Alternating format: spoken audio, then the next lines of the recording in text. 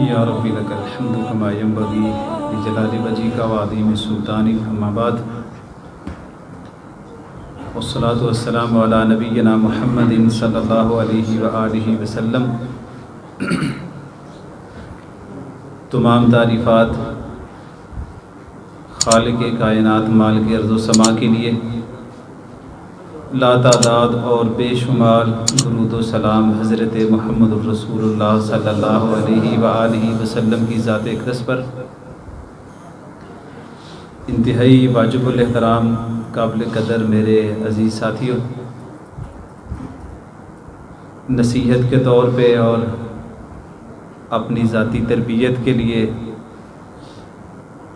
صحابہ اور اہل بیت رضوان اللہ اجمعین کے زندگی کے وہ پہلو جو ہمیں ہمارے ایمان، ہمارے عقیدے، ہمارے منہج، ہماری دنیا اور ہماری آخرت کی بہتری کے لیے ہیں،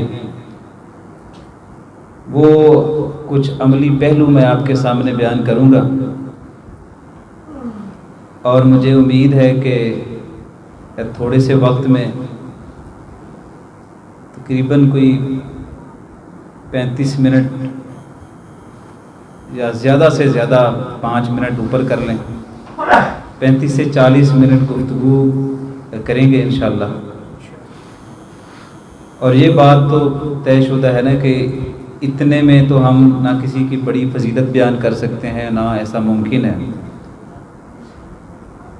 تو میرا ارادہ یہ ہے کہ میں آپ سے وہ باتیں کروں جس سے ہم اپنی زندگی کو بہتر کر سکیں، ان کی فضیلت کے لیے یہی بہت ہے اور مناسب بات ہے کہ جب نبی علیہ الصلوۃ والسلام نے یہ فرمایا کہ جس نے مجھے ایمان کی حالت میں دیکھ لیا، اللہ تعالیٰ نے اس پر جہنم کی آگ حرام کر دی۔ اتنا ہی کافی تھا، لیکن پھر نبی علیہ الصلوۃ والسلام نے فرمایا کہ جس نے مجھے دیکھا ایمان کی حالت میں، اس پر تو جہنم کی آگ حرام اللہ نے کر ہی دی ہے۔ اگر کسی نے ایمان کی حالت میں اس کو بھی دیکھ لیا تو اللہ تعالیٰ اس کو بھی جہنم سے رہائی دے دے۔ اور آپ لوگ بھی ماشاءاللہ سے صاحب علم ہیں، سنجیدہ ہیں اور جانتے ہیں چیزوں کو، اس میں آپ نے کوئی تخصیص نہیں کی، بلکہ عام بات ہے کہ میرے کسی ایک صحابی کو جو بھی حضور پر ایمان لے کر آیا، اگر اس کو بھی کسی نے ایمان کی حالت میں دیکھ لیا، اب مجھے بتائیں جس کو دیکھ کر بندہ ایمان لائے اور اس کو دیکھ لے اور دیکھنے والے پر بھی جہنم کی آگ حرام ہو جائے، تو اس سے بڑی اور کیا فضیلت ہو سکتی ہے۔ پھر نبی علیہ الصلوۃ والسلام نے فرمایا میرا جو زمانہ ہے یہ بہترین زمانہ ہے۔ زمانے تو اس سے پہلے بھی گزرے ہیں، اگر آپ کو زیادہ مشکل نہ پیش آئے تو زمانہ تو آدم علیہ الصلوۃ والسلام کا بھی ایک گزرا ہے، اور زمانہ تو حضرت نوح علیہ الصلوۃ والسلام کا بھی گزرا ہے، زمانہ تو حضرت داؤد اور سلیمان علیہ الصلوۃ والسلام کا بھی گزرا ہے، زمانہ تو ابراہیم علیہ الصلوۃ والسلام کا بھی گزرا ہے، اور پھر اسماعیل اور اسحاق علیہ الصلوۃ والسلام کے بھی زمانے گزرے، اور عیسیٰ روح اللہ اور موسیٰ کلیم اللہ اور سب کے زمانے گزرے، اور زمانے اس کے بعد بھی بڑے بڑے زمانے ہیں جس سے ہم گزر رہے ہیں، لیکن نبی علیہ الصلوۃ والسلام نے فرمایا سب سے بہترین زمانہ وہ ہے جس میں آج میں ہوں، میرے صحابہ ہیں۔ یعنی خیر اور بھلائی کے اعتبار سے تو آپ اس سے بہتر زمانہ ہی نہیں پا سکتے۔ تو میں کبھی کبھی پیار سے بھی کہتا ہوں، لیکن تھوڑا سا اندر میرے ایک تھوڑی سی ایک یہ بھی ہوتا ہے کہ سخت بات نہ ہو جائے، وہ میں کرتا نہیں ہوں، لیکن سوچتا ہوں کہ جس زمانے کی کوئی گارنٹی نہیں تھی نا، اس زمانے میں لوگ کھڑے ہو کے بہترین زمانے والوں پر تنقید کرتے ہیں۔ یعنی جن کو اپنی سیاست کا نہیں پتا، اپنی ریاست کا نہیں پتا، اپنی صبح کا نہیں پتا، اپنی شام کا نہیں پتا، اور جن کو دین کے بنیادی اصول کا نہیں پتا، ضابطے کا نہیں پتا، اور دینی اعتبار سے عقیدہ منہج جس کا کوئی عطا پتہ نہیں ہے، وہ آدمی اس پہ تنقید کرتا ہے جن کے بارے میں نبی علیہ الصلوۃ والسلام فرمایا کرتے تھے اگر کسی نے حلال اور حرام کے بارے میں جاننا ہو نا تو وہ معاذ بن جبل سے پوچھا کرے۔ اتنے عظیم لوگوں پر تنقید کرنا، میں کہتا ہوں اور یہ میں بڑے وثوق سے کہہ رہا ہوں، یہ ہمارا حق بنتا ہے کہ ہم صحابہ کرام کا دفاع کریں، اہل بیت کا دفاع کریں، یہ تو ہمارا حق بنتا ہے۔ میں قسم دیتا ہوں ہم نہ بھی کریں نا، وہ بندہ ذلیل ہو جائے گا جس نے ان کی مخالفت کی۔ یعنی ہم اگر کچھ بھی نہ کریں، ہم بے شک گھر بیٹھے رہیں اور ہم ایک دن بھی زبان پر ان کے دفاع کے لیے کھڑے بھی نہ ہوں، وہ اتنی عظیم ہستیاں ہیں کہ ان کے خلاف جو بھی کھڑا ہوگا وہ ذلیل ہی ہوگا۔ تو نبی علیہ الصلوۃ والسلام نے صحابہ کرام رضوان اللہ اجمعین کی ایک حدیث ہم پڑھتے ہیں، بڑی شد و مد سے پڑھتے ہیں، ہم کہتے ہیں کہ آپ نے فرمایا کل امتی یدخلون الجنت، کہ میرے سارے کے سارے امتی جنت میں جائیں گے، الا من ابا، سوائے اس کے کہ جس نے جنت میں جانے سے انکار کر دیا۔ تو صحابہ کرام رضوان اللہ اجمعین ادباً عرض کرتے ہیں کہ وہ کون ہوگا جس نے جنت میں جانے سے بھی انکار کیا ہے؟ آپ نے فرمایا جس نے میری اطاعت و فرما برداری کی تو وہ تو جنت میں جائے گا، جس نے میری نافرمانی کی، وہ میری نافرمانی نہیں کی اس نے، بلکہ اس نے جنت میں جانے سے انکار کیا ہے۔ میں پورے دعوے سے آپ کو کہتا ہوں، اگر 1,00,000 سے زیادہ تعداد ہے صحابہ کرام کی، مجھے ایک ادنا سا صحابی بتا دیں جس کو یہ پتہ چلا ہو کہ یہ فرمان نبوی ہے اور اس کو اس طریقے سے کرنا ہے اور اس نے کبھی انکار کیا۔ ماشاءاللہ، میرے علم کے مطابق ایک بھی صحابی ایسا نہیں ہے کہ جس کو یہ علم ہو گیا ہو کہ یہ بات نبی علیہ الصلوۃ والسلام کی، یہ پیغمبر اعظم کی بات ہے اور انہوں نے یہ کرنے اور نہ کرنے کا حکم دیا ہے، پتہ چل گیا ان کو، کبھی ایک مرتبہ بھی انہوں نے مڑ کے یہ نہیں کہا کہ نہیں ہم اس بات کو نہیں مانتے۔ کوئی ایک بھی صحابی ایسا نہیں ہے، اس لیے میں کہتا ہوں وہ سارے کے سارے جنتی ہیں۔ یا پھر آپ کو بتانا پڑے گا کہ نہیں جی ان کو پتہ چل گیا تھا، بالکل واضح طور پر علم تھا کہ حضور نے یہ فرمایا ہے لیکن انہوں نے انکار کر دیا تھا۔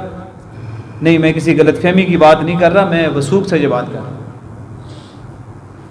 تو جن ہستیوں نے اپنی زندگی کو اس طریقے سے گزارا ہو کہ اللہ تعالیٰ نے قرآن کریم میں ان کی ایمان کی مثال ایسے دی ہو کہ اگر تم بہترین مومن بننا چاہتے ہو تو تمہیں چاہیے کہ تم اس طرح کا ایمان لے آؤ جس طرح کا ایمان نبی علیہ الصلوۃ والسلام پر اس کے ساتھی لے کر آئے۔ اور وہ اتنے فرما بردار تھے کہ ایک بندہ جو کہ مسلمان نہیں تھا، اس نے ایک مرتبہ صلح حدیبیہ کے مقام پر اس نے دیکھ لیا، واپس جا کے اپنے لوگوں سے کہنے لگا میں تو بڑے بڑے بادشاہوں کے دربار میں گیا ہوں اور میں پتہ نہیں کہاں کہاں سفارت کاری میں میرا سفر رہا اور میں ڈھیر سارے سفر کرتا رہا، لیکن میں نے دیکھا کہ کوئی بھی بندہ اپنے بادشاہ کی اتنی تعظیم نہیں کرتا جتنی تعظیم اصحاب محمد صلی اللہ علیہ وسلم اپنے نبی کی کرتے ہیں۔ اگر آپ دیکھیں تو آسمان سے نبی علیہ الصلوۃ والسلام فرما رہے ہیں کہ آج یہ جبریل آئے ہیں اور یہ انسانی شکل میں ہیں، اور یہ کوئی عجیب بات نہیں ہے، انسانی شکل میں جبریل آتے رہتے تھے۔ اور جب انسانی شکل میں آئے نبی علیہ الصلوۃ والسلام سے آگے عرض کرتے ہیں کہ آج ہم آپ کے گھر کی طرف جائیں گے، ایک پیغام ایسا ہے جو آپ کو ساتھ لے کر جاؤں گا اور جا کے میں آپ کے گھر میں ہی پیغام دینا ہے۔ تو نبی علیہ الصلوۃ والسلام چل دیے اور سیدہ خدیجہ رضی اللہ تعالی عنہ گھر میں تشریف فرما تھی، اور بعض روایتوں میں آتا ہے کہ وہ کوئی کسی کپڑے میں کچھ روٹیاں باندھ رہی تھی، تو جبریل امین قریب جا کے انسانی شکل میں سیدہ خدیجہ رضی اللہ تعالی عنہ سے کہتے ہیں کہ اللہ تعالیٰ نے آپ کو سلام بھیجا۔ تو وہ اگر محبت سے کہتے ہیں اللہ تعالیٰ نے میرا نام لیا ہے، تو جبریل امین کہتے ہیں اللہ تعالیٰ نے آپ کا نام لیا ہے اور آپ کو سلام دیا۔ جن کو اللہ تعالیٰ آسمان سے سلام بھیج رہا ہے ان کی عظمت ہم کتنی بیان کر لیں گے۔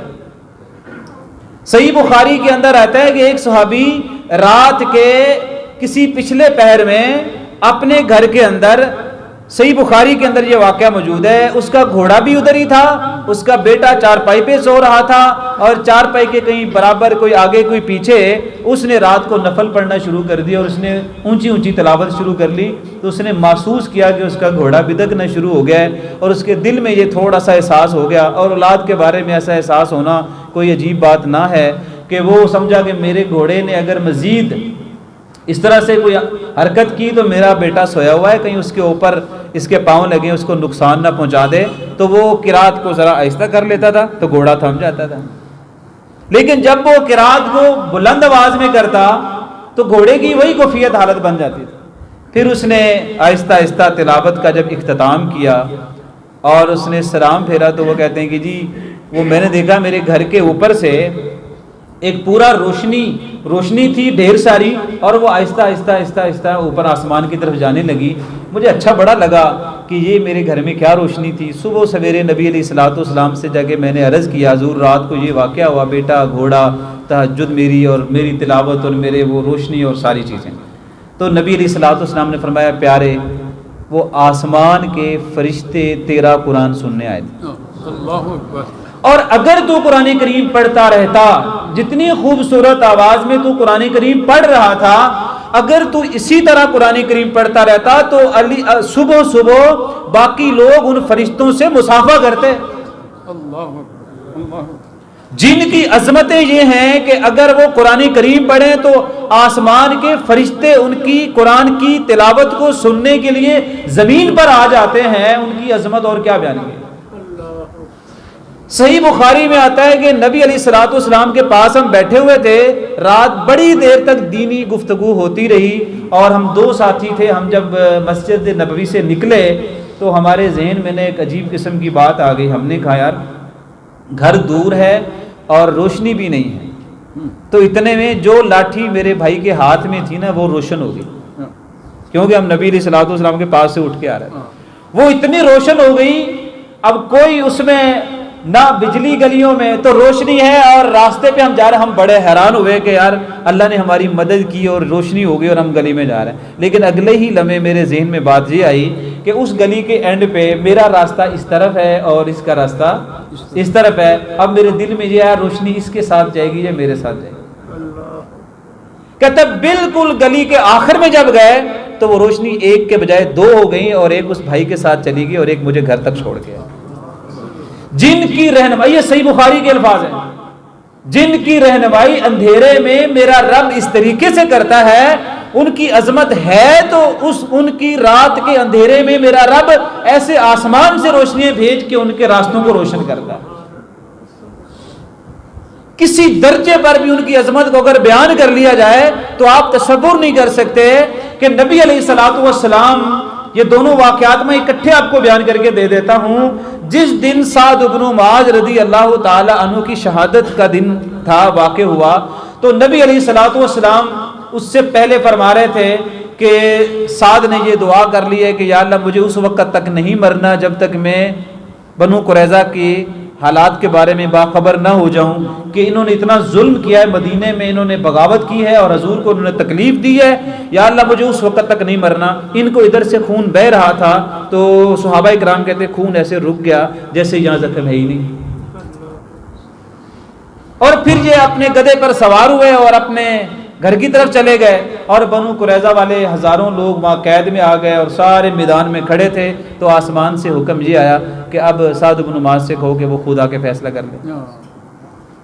یعنی اللہ تعالیٰ کتنا ان لوگوں کے قریب ہے، اس کی رحمتیں ہیں کہ گھر سے پیغام کیا جی آپ تشریف لے آئیں. وہاں پہ نبی علیہ الصلوۃ والسلام موجود ہیں، اور باقی ابو بکر صدیق، عمر بن خطاب، عثمان، علی کرم اللہ وجہہم، یہ سارے کے سارے وہاں موجود ہیں. حضرت سعد ایسے اپنے اسی گدھے پر سوار ہو کے آ رہے ہیں. حضور فرما رہے اپنے سردار کو سہارا دو، ان کو نیچے اتارو.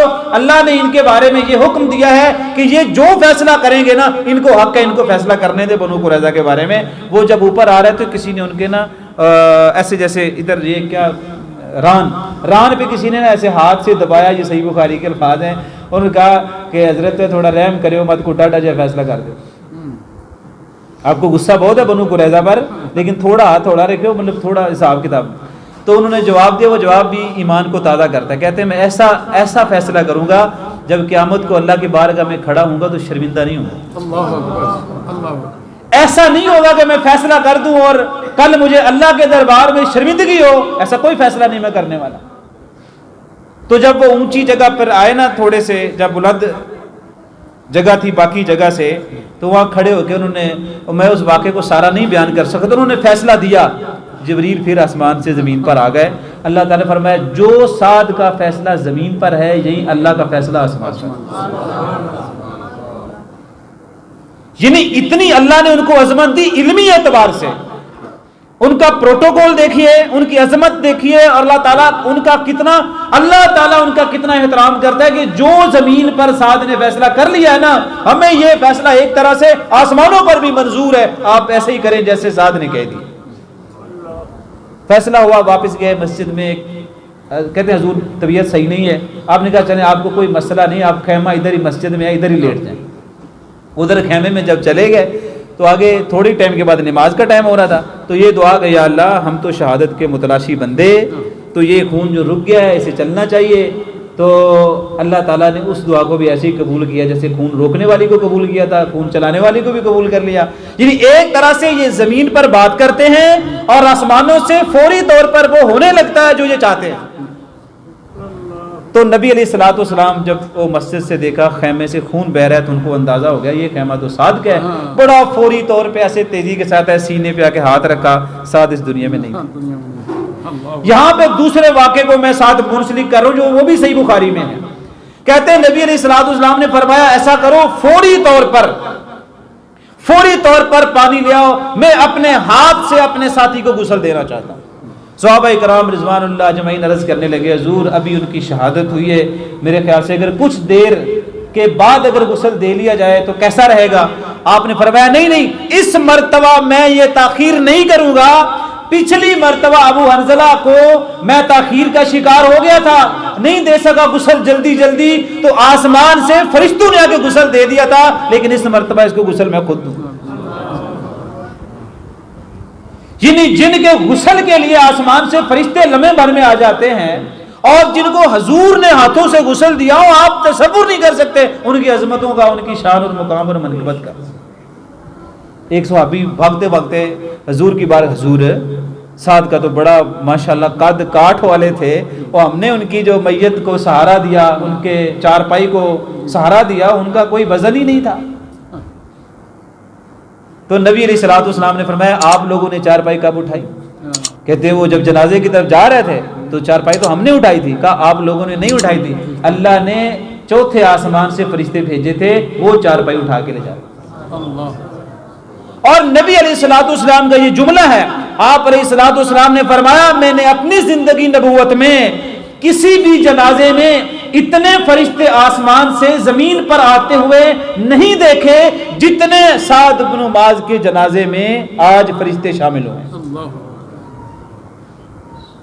ان لوگوں کی عظمتوں کو ہم بیان کرنے سے قاصر ہیں, ان پر ایمان لانا ہم پر واجب ہے. یہ قول ابو بکر صدیق رضی اللہ تعالیٰ عنہ کا صحیح بخاری کے اندر ہے. جو چاہتا ہے کہ وہ اللہ کے نزدیک ہو جائے, قریب ہو جائے, وہ تو اہل بیت کی تکریم کرے. ہمارے مسلمانوں سے تکریم کی جتنی صحیح روایات ہیں اہل بیت کے بارے میں, وہ تو ساری ہماری کتابوں, حدیث کی کتابوں سے لی جا سکتی ہیں. لیکن جس طرح ابھی ذکر ہوا نا کہ ایک ایک صحابی کا نام لے کر محدثین نے ابواب بندی کی, تو انہوں نے اس طریقے سے اہل بیت کے لیے بھی ابواب بندی ضرور کی, لیکن وہ چاہتے تھے کہ یہ وہ ہستیاں ہیں جن کی عزت اور جن کا احترام اور جن کا وقار مد نظر رکھنا ہمارے لیے واجب ہے. نبی علیہ الصلوۃ والسلام نے اپنی ساری زندگی میں جو تربیت کی اس میں ایک جملہ تھا, آپ نے فرمایا یہ حسنین کریمین رضی اللہ عنہما, یہ دونوں میری زندگی میں میرے لیے پھول کی طرح ہے. اچھا یہ ہم نے حدیث سنی پڑھی اور بس اس کو ایک عظمت کے طور پہ بیان کر دیا اور بات ختم ہو گئی. لیکن میں آپ کو اس کی ایک دوسرا پہلو بیان کرتا ہوں. ہو سکتا ہے آپ اس میں میرے ساتھ اتفاق کر لیں اور ہو سکتا ہے آپ اتفاق نہ کریں. مجھے اس بات کی صحیح سمجھ نہیں آتی تھی کہ یہ جب آپ نے کہہ دی یہ میرے دو پھول ہے تو اس سے کیا ثابت ہوتا ہے. وہ پتہ مجھے تب چلا جب صحیح مسلم کی ایک روایت پڑھی جس میں حضور فرماتے ہیں ایک اچھا دوست ہوتا ہے, اس کی مثال خوشبو والے کی طرح ہوتی ہے. اگر آپ اس کے پاس بیٹھ جائیں یا تو خوشبو خرید لیں گے, اگر آپ لوگوں نے خوشبو نہ خریدی, جب اس کے پاس بیٹھو گے تو خوشبو آئے گی ضرور آپ کو. آپ نے کہا یہ میرے دو پھول ہیں. میرا یہ عقیدہ ہے کہ نبی علیہ الصلوۃ والسلام بتا رہے ہیں کہ میں نے ان کی تربیت اس طرح سے کی ہے جو بھی ان کے ساتھ ایمان کی حالت میں منسلک ہوگا، اللہ تعالیٰ ان کی خوشبو سے کسی نہ کسی طرح سے ان کو ضرور فائدہ ضرور دے گا۔ تو حسنین کریمین ہمارے لیے بھی وہ پھول ہیں جو نبی علیہ الصلوۃ والسلام کے لیے پھول تھے، ان سے جو بھی خیر کی بات ہم تک پہنچے گی ہم تو بالعتم اسے قبول کرنے والے ہیں۔ لیکن ہم اس بات کو بھی جانتے ہیں کہ امام ذہبی رحمہ اللہ نے سیر اعلام النبلاء میں ایک بڑی بات کی ہے۔ وہ کہتے ہیں سیدہ عائشہ رضی اللہ تعالی عنہا، ان کا تذکرہ کرتے کرتے لکھتے ہیں، کہتے ہیں اگر آپ ان کو دین سے نکال دیں، فرض مال اگر آپ ان کو دین سے نکال دیں، آپ کا آدھا دین ختم ہو جائے۔ صرف ایک صحابیہ سے، صرف ایک صحابیہ امہات المومنین سیدہ عائشہ رضی اللہ تعالی عنہا، اگر آپ ان کو دین سے ایک طرف کر دیں تو آپ کا آدھا دین آپ کو پتہ ہی نہیں چلے گا کہاں گیا۔ یا ہر ایک کی عظمت اپنی جگہ پر مسلمہ ہے، کوئی کبھی اس طرح کی صورتحال رہی نہیں مسلمانوں میں کہ وہ نبی کے کسی ایک ادنا سے صحابی کی بھی گستاخی کا سوچ سکتے ہوں، یہ کبھی نہیں ہو سکتا۔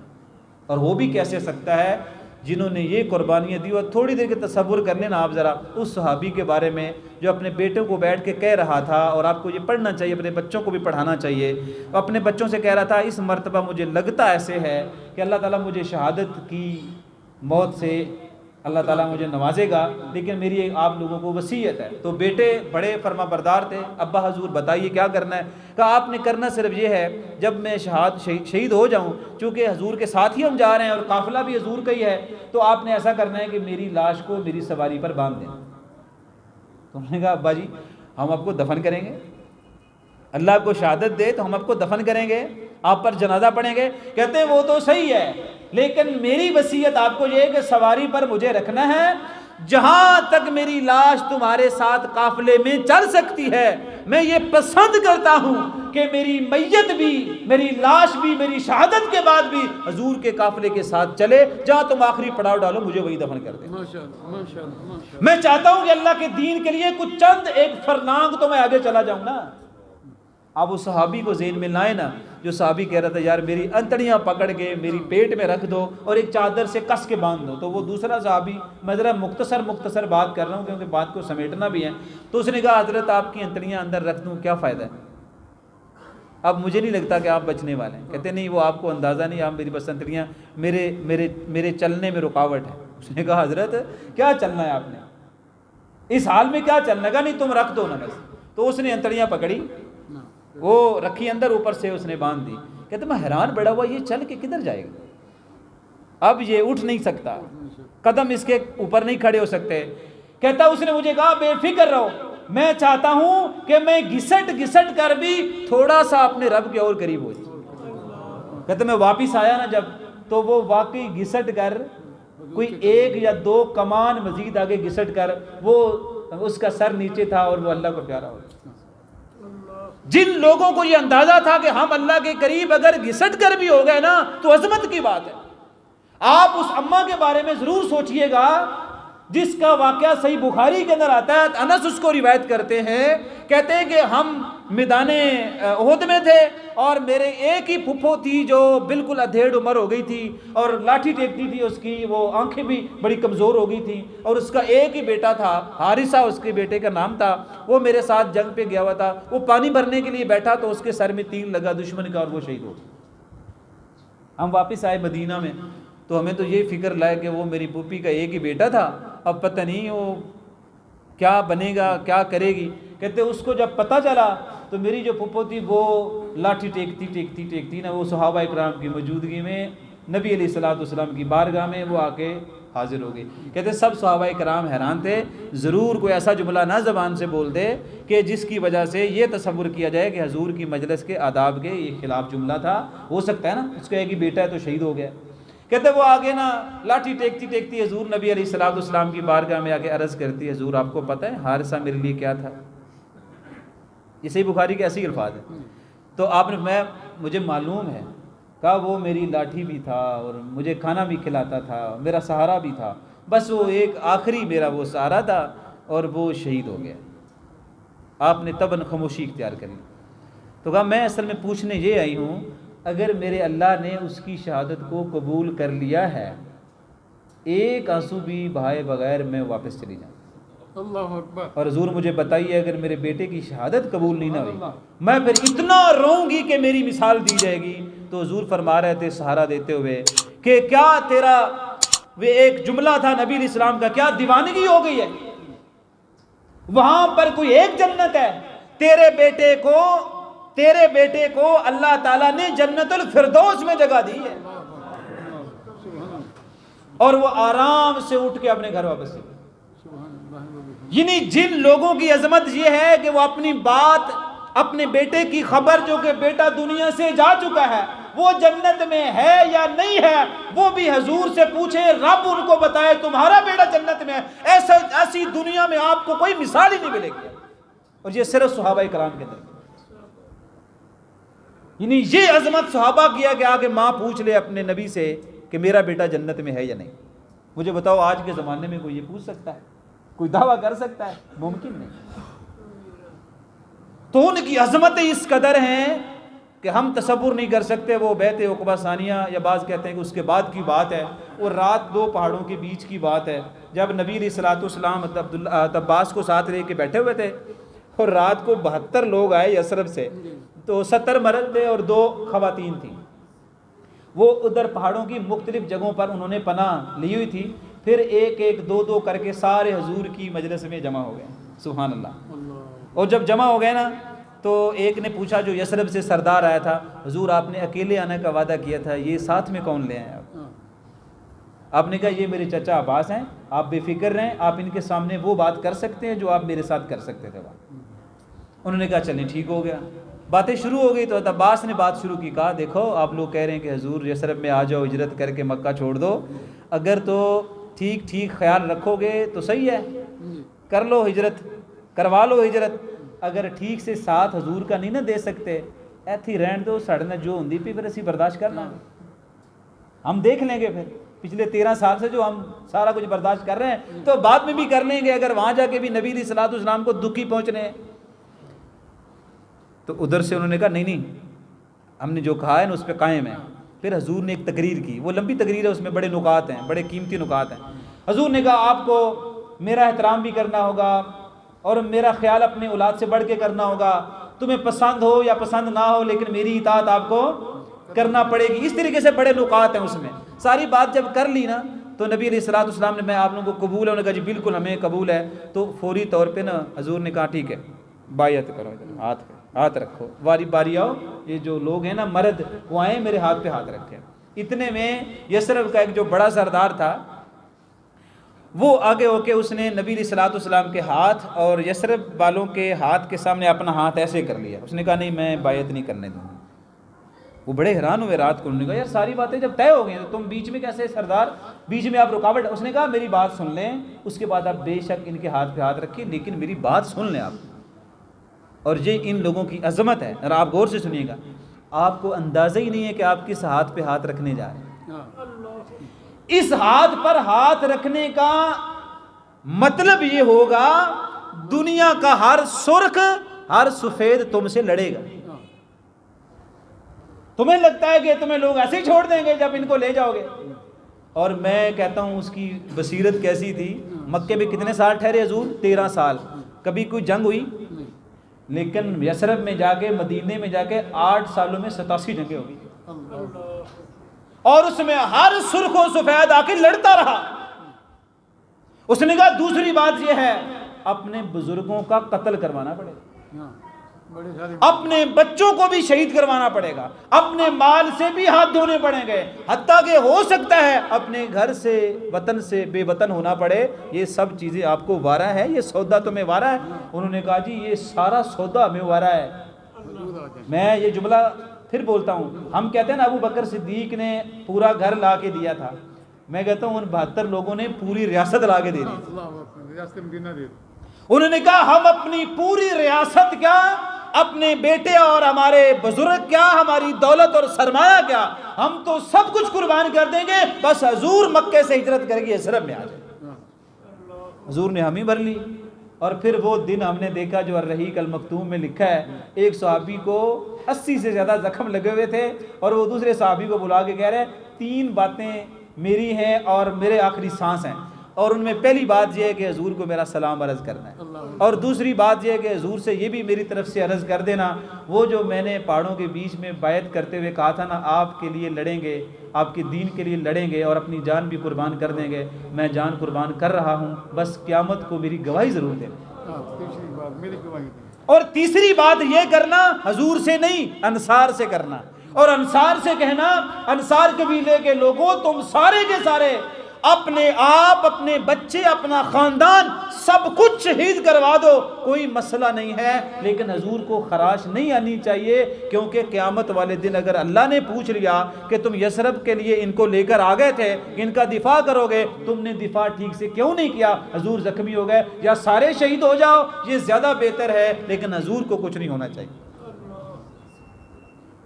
ان لوگوں نے جب یہ کہا تھا نا کہ ہم اللہ کے نبی پر ایمان لائے ہیں، تو اس کے بعد انہوں نے سبق پڑھ لیا تھا، ایمان لیا ہے، پر استقامت کے علاوہ اور کوئی اشارہ کار نہیں۔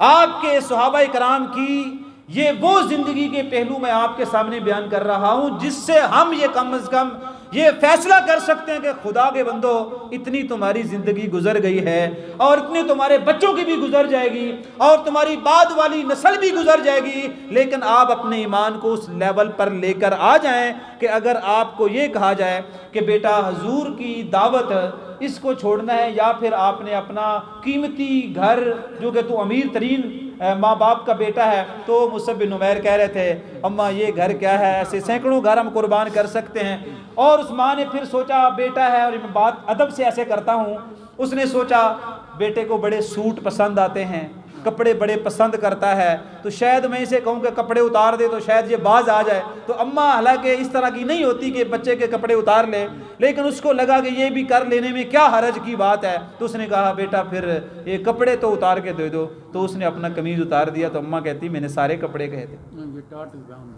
میں نے تو سارے کپڑے کہہ دیے تھے، تو تم نے صرف قمیض اتارا ہے۔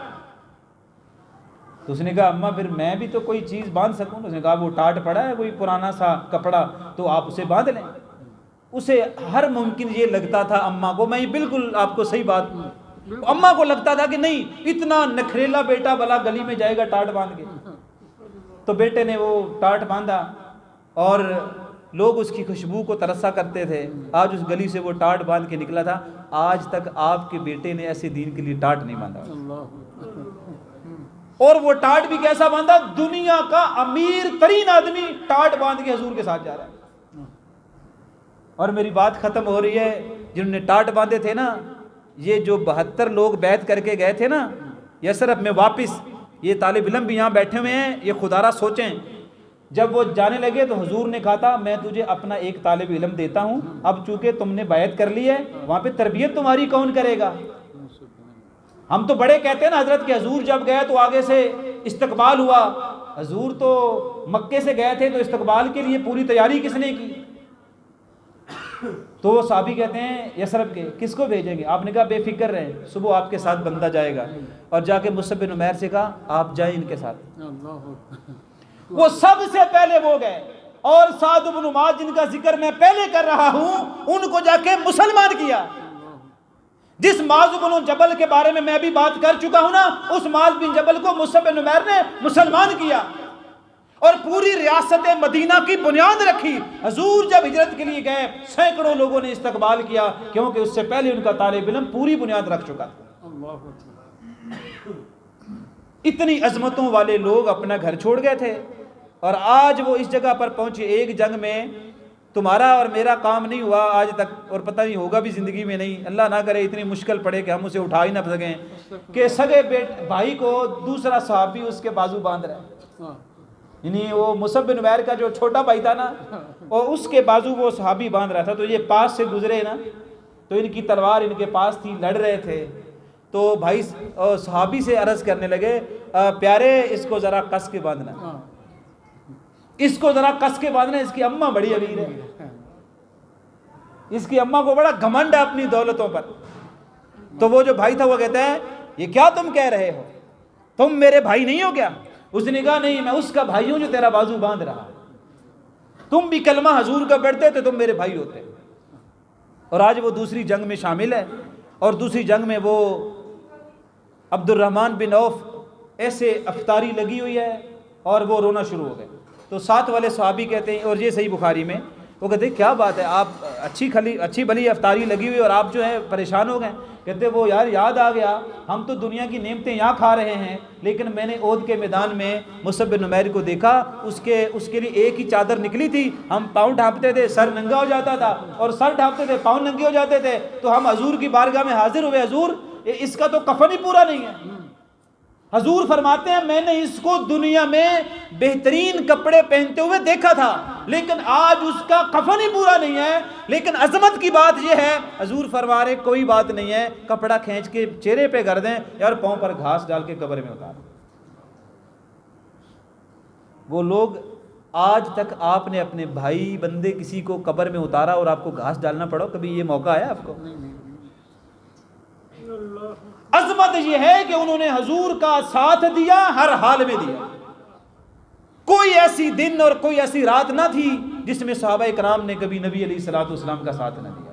تو میں تو دعا کرتا ہوں یا اللہ, ہمارا ایمان ہے کہ ہماری محبت ہے ان لوگوں کے ساتھ جو انصار تھے, ان کے ساتھ بھی جو مہاجر تھے, اور جو اہل بیت تھے, سب کے ساتھ ہماری ایمانی کیفیت ہے. ہم تو پرسکون زندگی اس لیے بسر کر رہے ہیں کہ ہمارا بھی ان کے ساتھ کوئی تعلق اور واسطہ ہے. اللہ آپ کا اور میرا حامی و ناصر ہو. جزاکم اللہ خیر, بارک اللہ فیکم, والسلام علیکم ورحمۃ اللہ وبرکاتہ.